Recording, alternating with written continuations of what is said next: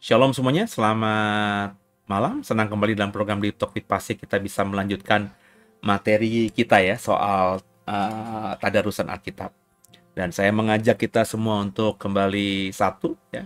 Kita akan dalami kembali kitab Amsal ya. Dan sebelum kita mulai, kita tundukkan kepala, kita doa. Bapak yang baik, terima kasih. Kami mau melanjutkan tadarusan Alkitab kita dari kitab Amsal. Tuhan bicara kepada kami sehingga ayat-ayat yang kami baca bisa kami pahami, terang buat kami, dan kami jadi mendapatkan sesuatu yang luar biasa menjadi bekal kami dalam mengarungi hidup ini. Jangan satupun kami yang kau lalui, kami siap diberkati. Haleluya. Amin.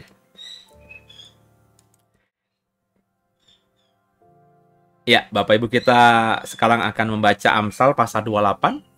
Ya, kita lanjutkan tadarusan kita yang minggu kemarin kita off ya, karena minggu kemarin saya minta maaf, ternyata materi 4 khotbah, 2 di Jumat Agung, 2 di Paskah itu membuat waktu saya sepanjang minggu kemarin itu begitu padatnya.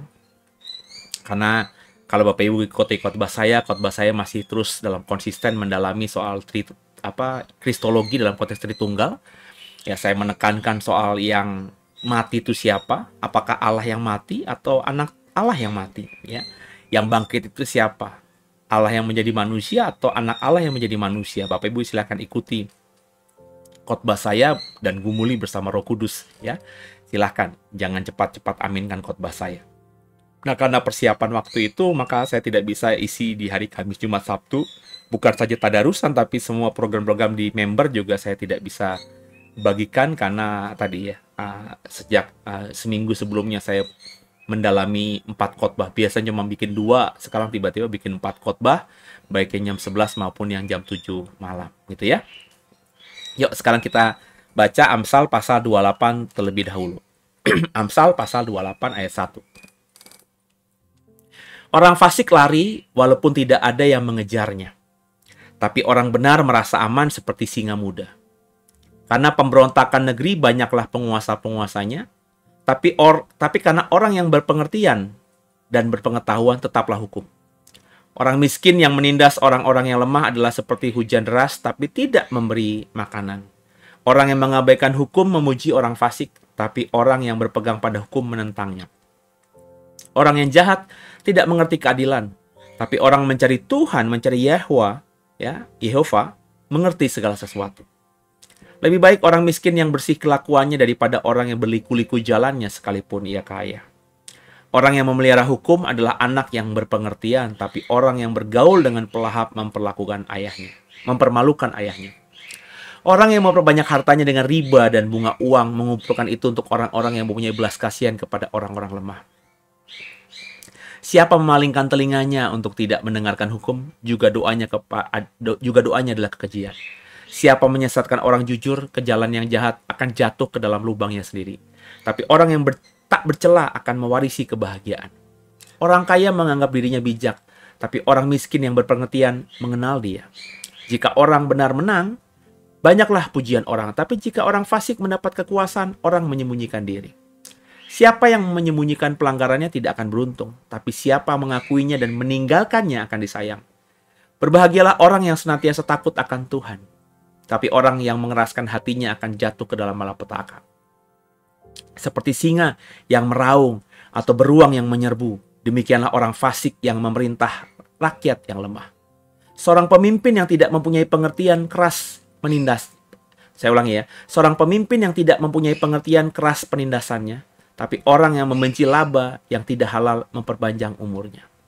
Orang yang menanggung darah orang lain akan lari sampai ke liang kubur. Janganlah engkau menahannya. Siapa berlaku tidak bercela akan diselamatkan, tapi siapa berliku-liku jalannya akan jatuh ke dalam lubang. Siapa mengerjakan tanahnya akan kenyang dengan makanan, tapi siapa mengejar barang yang sia-sia akan kenyang dengan kemiskinan. Orang yang dapat dipercaya mendapat banyak berkat, tapi orang yang ingin menjadi kaya tidak akan luput dari hukuman. Memandang bulu tidaklah baik, tapi untuk sekerat roti orang membuat pelanggaran. Orang yang kikir tergesa-gesa mengejar harta dan tidak mengetahui bahwa ia akan mengalami kekurangan. Siapa menegur orang akan kemudian lebih disayang daripada orang yang menjilat. Siapa merampasi ayah dan ibunya dan menyangka bahwa itu bukan suatu pelanggaran, ia sendiri adalah kawan si perusak. Orang yang loba menimbulkan pertengkaran, tapi siapa percaya kepada Tuhan diberi kelimpahan. Siapa percaya kepada hatinya sendiri adalah orang bebal, tapi siapa berlaku dengan bijak akan selamat. Siapa memberi kepada orang miskin tak akan berkekurangan, tapi orang yang menutup matanya akan sangat dikutuki.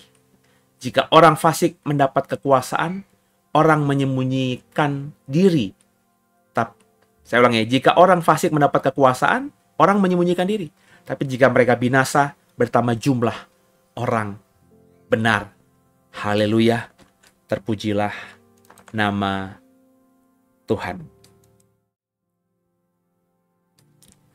Nah, Bapak Ibu, apa yang Bapak Ibu dapatkan dari pembacaan kita di Amsal yang ke-28 tadi? Menurut saya sih ada banyak pembelajaran ya kalau kita baca ayat-ayatnya satu persatu. Ini kan nasihat, masukan, bimbingan ya dari orang yang sudah lanjut, sudah makan asam garam dunia seperti saya bilang berkali-kali, yakni Salomo, kepada anak-anaknya ya. Tentu anak-anak dia secara daging dan anak-anaknya dalam konteks kita hari ini ya. Kita meskipun tidak punya darah Salomo secara genetika, tapi kita kan menjadi bagian dari kelompok umat pilihan Allah yakni Israel lewat carang liar yang dicangkokkan ke dalam pokok anggur itu. Kan begitu Bapak Ibu. Atau kepada pohon ara ya. Pohon zaitun, maafkan saya. Jadi kita ini memang tidak ada hubungan langsung secara genetika darah dengan Israel. Andai kata ada, mungkin cuma 0 sekian persen. Karena ada banyak orang Yahudi yang juga diaspora ke Indonesia. Ya. Makanya ada beberapa Bapak Ibu kalau misalnya tes DNA, Bapak Ibu memiliki gen Yahudi, ya, gen Israel, ya, mungkin tapi berapa persen? Saya nggak yakin ada yang sampai puluhan persen, ya, karena memang gen Yahudi sekarang ini nggak ada yang 100% juga, gitu ya. Kayaknya sih tidak ada ya, karena sudah bercampur baur, kawin campur dengan orang-orang yang berdarah di luar Yahudi. Jadi berharap ada orang Yahudi hari ini yang hidup di 2024 yang punya kalau dites DNA tuh 100% darahnya tuh darah Yahudi, kayaknya tidak. Pasti ada darah Rusianya, darah Perancisnya, darah Afrikanya, darah Eropanya, darah Asianya, darah Amerikanya, Amerika Selatannya, ya, darah Australianya. Pasti sudah ada campur baurnya Bapak Ibu. Karena memang orang-orang Israel yang bahkan dalam segala keterbatasan sebelum merdeka di tahun 48 tuh hidup di sekitar tanah perjanjian, itu pun mereka pasti sudah kawin campur juga dengan bangsa-bangsa lain, ya. Bangsa-bangsa ya, yang ada di Timur Tengah sana. Tidak tertutup kemungkinan mereka sudah kawin campur dengan bangsa Arab atau suku Arab, ya. Atau juga beberapa tempat lain. Namanya jatuh cinta itu kan, kalau jatuh cinta itu kan semuanya indah ya. Jadi meskipun sudah ada larangan tidak boleh kawin campur, tapi kalau sudah jatuh cinta ya tetap aja ya. Seperti contohnya Simpson, sudah jelas-jelas dia dijadikan nasir Allah untuk mengalahkan Filistin, tapi dia malah menikahi atau jatuh cinta sama perempuan Filistin namanya Delilah. Benar Bapak Ibu ya? Ini kan sesuatu yang aneh gitu ya. Jadi saya percaya orang-orang Yahudi yang tidak diaspora ke luar negeri ya, karena kan Bapak Ibu kalau kita belajar sejarah Yahudi, mereka itu sudah tidak punya tanah air lagi, dalam artian mereka sudah diusir dari tanah air mereka, yakni tempat mereka, nenek moyang mereka hidup dan besar menjadi sebuah kerajaan Israel di zaman Daud dan Salomo itu kan sejak abad ke-1 mereka sudah diusir ya. Ketika perang Bar Kokhba ya, pertempuran terakhir yang terjadi yang dipimpin oleh seorang Yahudi tulen sejati melawan kekaisaran Roma, itu kan akhirnya orang Yahudi diusir. Kemudian mereka akhirnya melarikan diri ke Bukit Masada ya, di mana di situ mereka membangun benteng terakhir mereka, dan memang tidak bisa ditaklukkan oleh orang Romawi karena bukitnya begitu curamnya. Tapi tentara-tentara Romawi itu mengepung akses di setiap kaki di Gunung Masada, sehingga akomodasi perbekalan itu nggak bisa naik.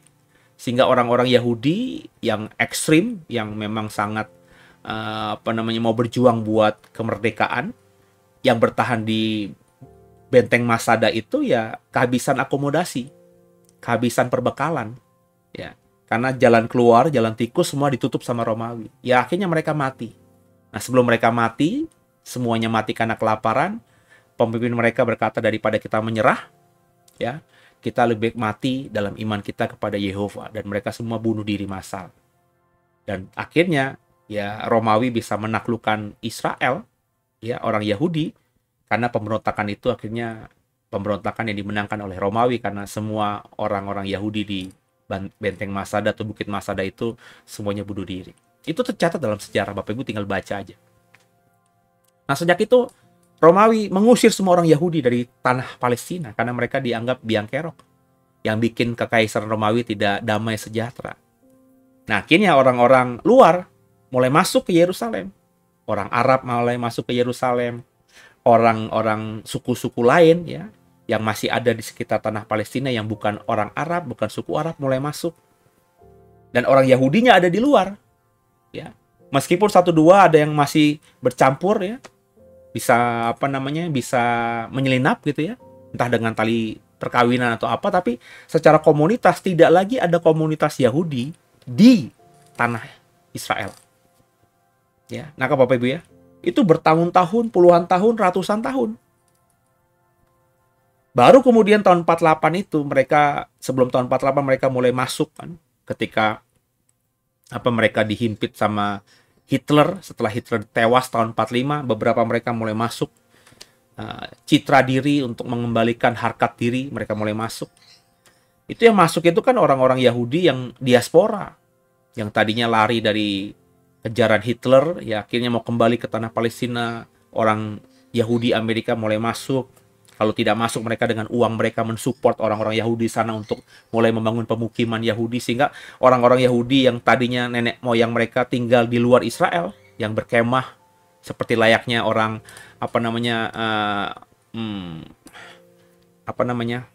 gembala-gembala suku Bedouin, ya, mereka kayaknya mulai masuk tuh karena ada support uang dan lain sebagainya, sampai akhirnya mereka memerdekakan diri jadi Israel sekarang ini. Nah, yang saya mau katakan Bapak Ibu, jadi dalam kitab Amsal ini kita belajar bahwa semuanya itu by proses panjang, Bapak Ibu, ya. Jadi kita harus menjadi orang yang diajar oleh Salomo, ya. Karena kita anak-anaknya tadi, anaknya itu Israel secara iman lewat Yesus. Kita diingatkan untuk menjadi orang yang lebih bijaksana. Dikatakan tadi di ayat-ayat awal tadi, orang yang mengabaikan hukum memuji orang fasik, tapi orang yang berpegang pada hukum menentangnya. Jadi orang yang benar-benar orang yang nggak suka sama hukum, orang yang suka melanggar hukum itu sama orang-orang fasik, orang-orang berdosa itu mereka bisa adore.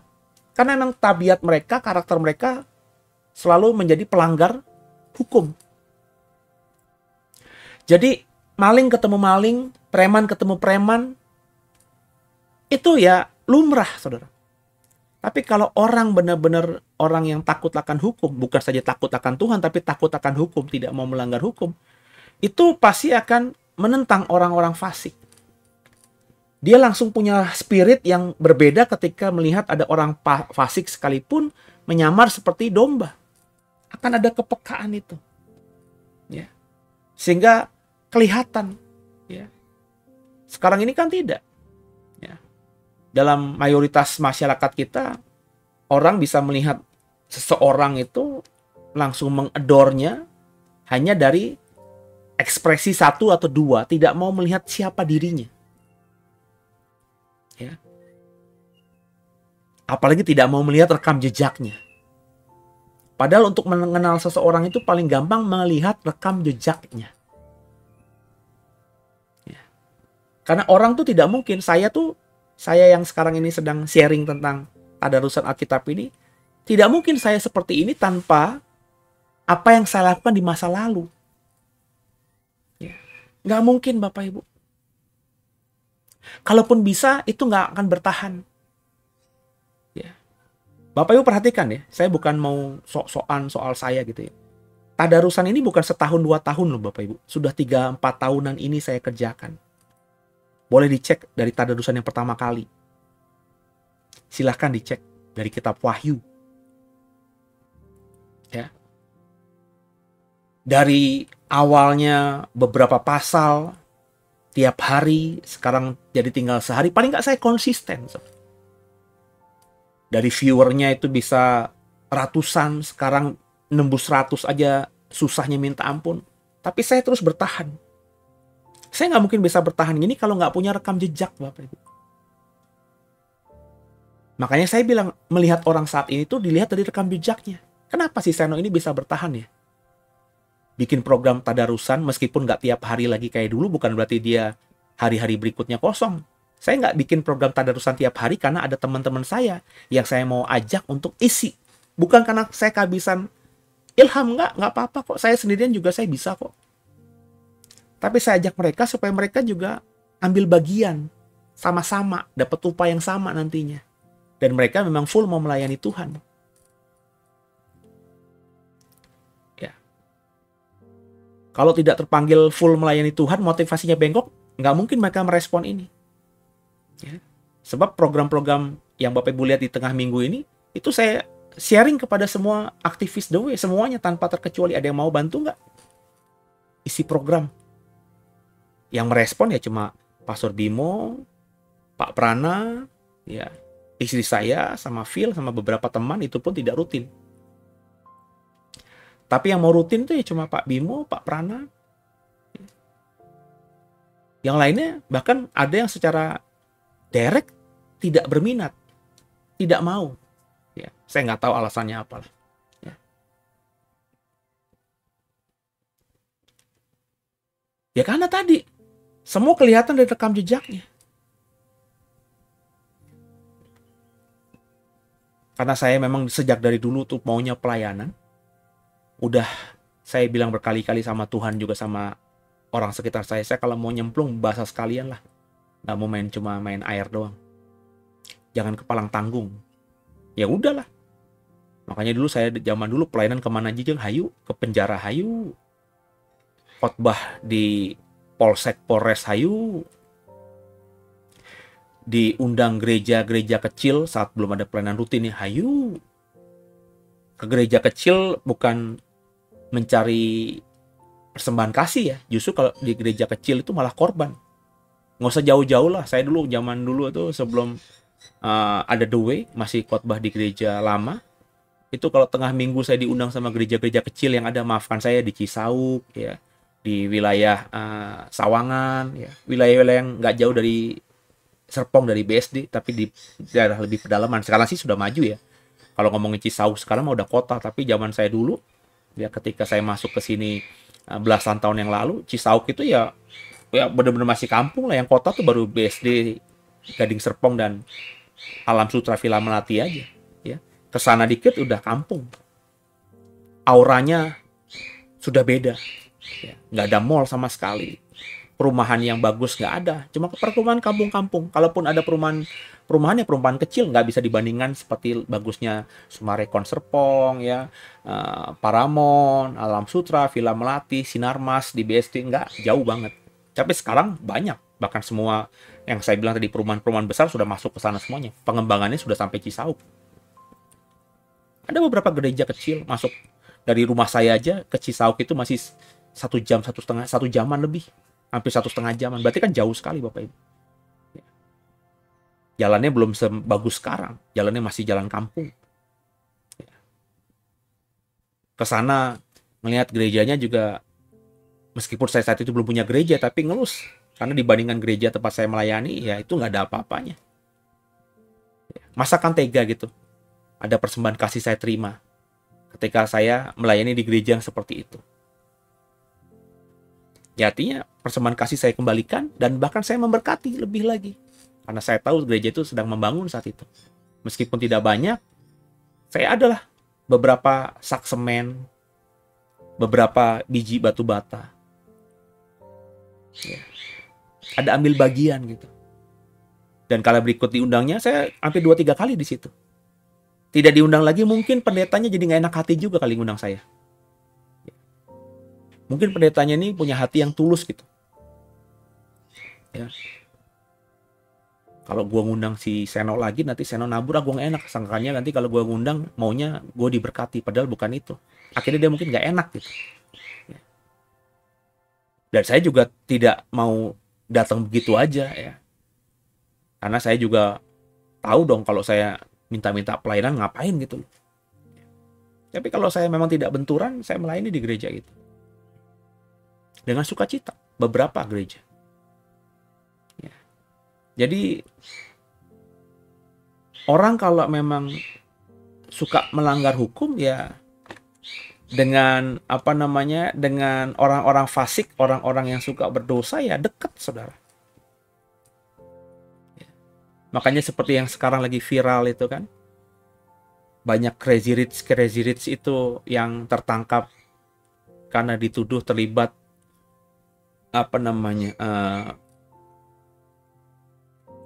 ngemplang korupsi. Ya, tentu bukan mereka yang korupsi kan. Kalau korupsi kan uang negara. Ini kan mereka orang luar tapi berada dalam lingkaran korupsi itu, bermain di dalam korupsi itu, meskipun mungkin tidak secara langsung. Ya. Sebanyak hampir ratusan triliun. Kenapa mereka bisa begitu? Karena ya mereka tidak taat sama hukum. Kalau tidak taat sama hukum ya akhirnya dekat dengan orang-orang yang suka melanggar hukum. Ini kan sebenarnya orang luar yang viral itu kan pebisnis semuanya. Ada yang punya tambang, ada yang punya money changers gitu ya.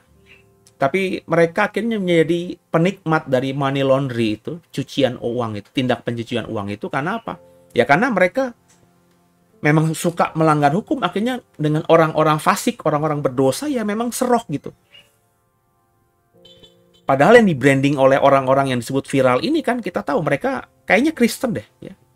Karena kalau yang pengusaha tambang, pengusaha muda laki-laki itu jelas Kristen karena nikahnya saya tahu nikah Kristen, istrinya pun juga cukup aktif lah dalam pelayanan kalau tidak salah. Kalau tidak salah ya. Ya.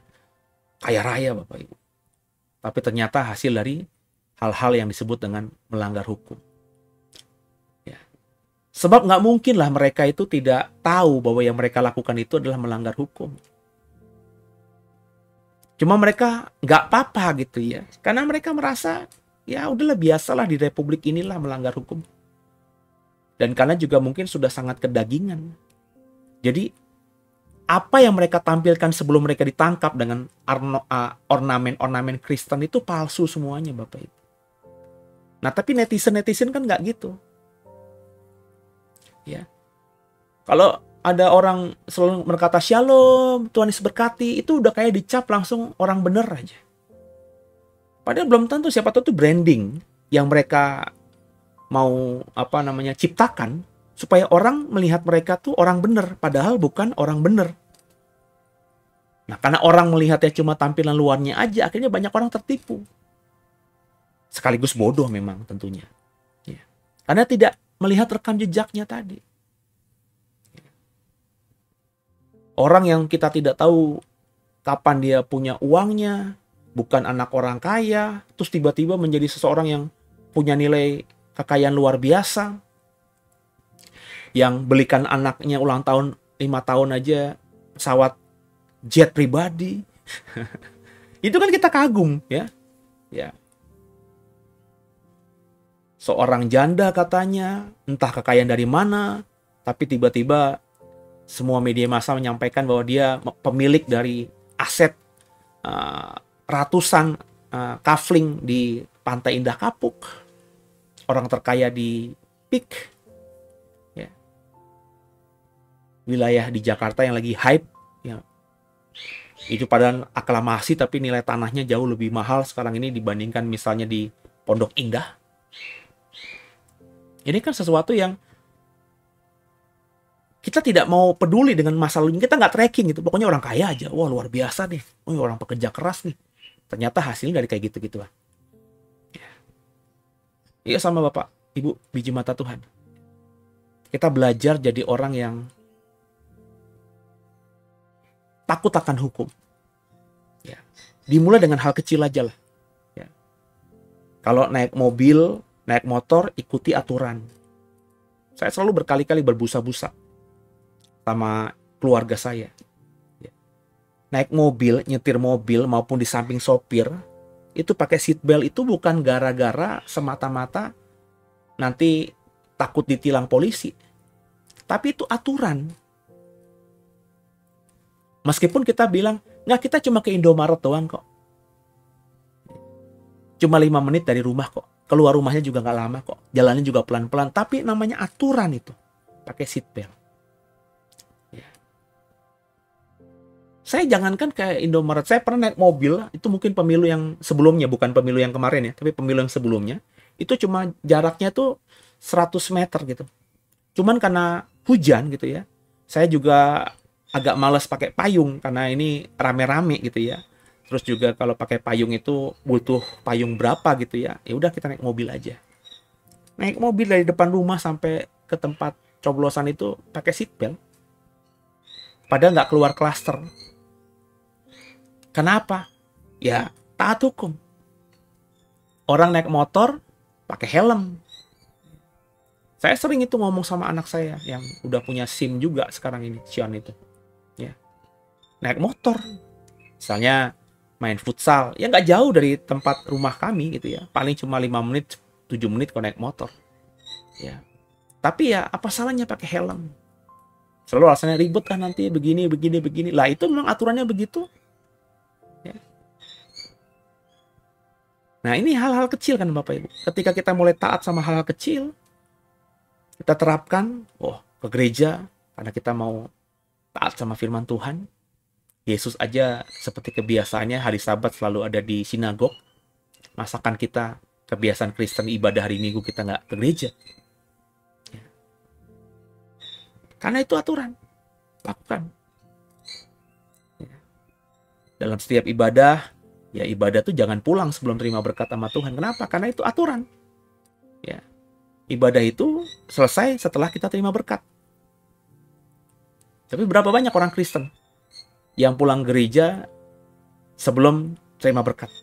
Habis khotbah selesai langsung satu-satu, kalau keluarganya 6, satu-satu keluar. Bapaknya dulu lah, ibunya dulu, nanti anak-anaknya nyusul. Hilang tiba-tiba. Atau misalnya dalam ibadah online. Seringkali orang ibadah online itu nggak ikuti pujian penyembahan. Pokoknya kira-kira nih pujian penyembahan setengah jam, ibadah jam 11, berarti setengah 12 lah nanti gue mulai masuk. Jadi dengar khotbahnya doang. Habis khotbah selesai, khotbah bahkan belum amin tapi sudah selesai gitu ya. Karena pendetanya kan pasti akan ngomong dulu lah sebelum doa, itu sudah keluar. Belum terima berkat. Nggak ada rasa bersalah. Maafkan saya, ibadah datang ke rumah Tuhan, nggak ngasih persembahan. Saya bukan masalah pendeta matre nih. Enggak. Tapi memang itu aturan yang sudah jadi kebiasaan. Ada firman bahkan datang ke rumah Tuhan itu tidak boleh dengan tangan hampa. Makanya janda yang miskin itu ya, ketika datang ke rumah Tuhan, ke bait Allah, dia cuma punya 2 peser, dia kasih. Dia ngasih mungkin sambil nangis. Karena mungkin itu uang terakhir yang dia miliki. Dan itu yang kata Yesus. Tahu nggak? Si janda itu ngasih uang jauh lebih mahal, lebih besar. Karena dia memberi dari ketiadaannya. Dibandingkan semua persembahan orang-orang kaya ini yang hari ini dikumpulkan, masih kali besar. Karena orang kaya itu memberi dari kelebihan mereka. Orang kaya ngasih persembahan 100.000, 1 juta. Maafkan saya ya, 10 juta. Kalau income mereka 1 miliar sebulan, ngasih persembahan 1 juta sebulan, apalah artinya? Tapi orang-orang yang kerja sebagai buruh pabrik dengan gaji UMR Tangerang Selatan, taruhlah 3 juta berapa, 3 juta lah. Terus dia kasih persembahan 50.000, ya, misalnya ya, itu udah luar biasa. Karena itu besar sekali, 50.000 itu bagi orang yang gajinya masih UMR itu. Tapi orang kaya ngasih persembahan cuma 50.000. Ini saya tidak ngomongin, Bapak Ibu kalau kenal saya bukan ngomongin soal nominal di sini. Apalah arti 50.000 kalau kau punya penghasilan sebulan, gajimu misalnya 60 juta. Berarti dalam sebulan kau cuma ngasih persembahan 200.000, gajimu 60 juta, 100 juta. Besar 50.000 itu, tapi dibandingkan penghasilanmu nggak ada apa-apanya. Tapi orang yang kerja UMR ngasih persembahan juga sama, 50.000, besaran mana coba? Nah ini yang saya mau katakan. Orang yang memang kalau sudah suka melanggar hukum, ya hal-hal seperti itu tuh hal yang biasa. Tapi kalau orang yang memang takut akan Tuhan, taat sama hukum, dia akan berusaha untuk tidak sama sekali melanggar apapun, baik yang tertulis maupun yang menjadi sebuah kebiasaan yang baik yang dilakukan oleh komunitas yang disebut dengan gereja, orang-orang percaya. Nah, Bapak Ibu ya, mulai berubah, jadilah orang yang benar-benar taat akan hukum. Haleluya. Tundukkan kepala kita doa. Makasih Tuhan buat hari ini. Kami belajar dari Amsal 28 untuk menjadi orang yang takut akan hukum. Jangan jadi orang yang tak takut akan hukum, karena orang yang tak takut akan hukum itu juga akan mengidolakan dan mengagumi orang-orang fasik. Sedang bagi orang yang takut akan hukum, orang fasik muncul beberapa kali dengan flexing mereka. Kita tidak akan menjadi orang yang terpesona karena roh kita tahu bahwa orang ini adalah orang yang sedang memakai topeng. Makasih buat segalanya Roh Kudus. Tolong kami menjadi orang yang tidak seperti itu. Mampukan kami terus menjadi orang yang di sepanjang hidup kami taat akan hukum. Ampuni salah dosa kami. Yesus Kristus adalah Tuhan Juru Selamat kami yang hidup. Dan ke dalam tangan-Mu lah kami serahkan tubuh, jiwa, dan roh kami. Haleluya. Amin. Semangat terus Bapak Ibu ya. Sharing kan apa yang kau dapatkan juga di dalam kolom komentar. Bisa di-share juga program ini kalau kau diberkati agar orang lain juga diberkati. Bisa lewat WhatsApp-mu, bisa lewat siapa, di Telegram, ya, supaya banyak orang juga bersama kita nanti di kedepannya di Tadarusan Alkitab ini. Kalau mau join dalam komunitas kami, monggo, silakan datang di gereja. Setiap hari Minggu ada ibadah jam 11. Kalau Bapak Ibu juga mau menjadi jemaat online, Bapak, saya tinggal di luar kota, mau jadi jemaat online, boleh nggak? Boleh. Ya. Jadi simpatisan boleh nggak? Boleh. Nanti sampaikan aja ke kami, nanti kami masukkan dalam grup WhatsApp di mana semua isinya adalah jemaat dan juga simpatisan, baik yang jemaat di Serpong maupun jemaat yang online. Jadi di WhatsApp grup itu memang tidak banyak orangnya. Ada yang tinggalnya di luar kota, di Semarang, di Surabaya, ya. Ada yang tinggalnya bahkan di luar negeri, di Belanda dan juga di Australia. Ya, kalau mau jadi keluarga besar kami, mau mendapatkan informasi apapun dan juga butuh pelayanan kami masukkan dalam grup WhatsApp ini. Nggak ada syaratnya ya, asal Bapak Ibu mau bersama-sama membangun kerajaan Allah di tempatmu, ya pakai kami, ya jadikan pelayanan kami menjadi itu masuklah supaya Bapak Ibu bisa mengembangkan pelayananmu di tempatmu berada. Jadi sama-sama kita berkolaborasi gitu ya. Oke, sampai jumpa besok. Kita masih lanjutkan tarusan kita di esok hari dan juga lusa. God bless you. Semangat terus dalam Tuhan. Saya doa mimpi malam hari ini mimpi dari Tuhan. Tidur kita semua tidur yang diberkati. Haleluya.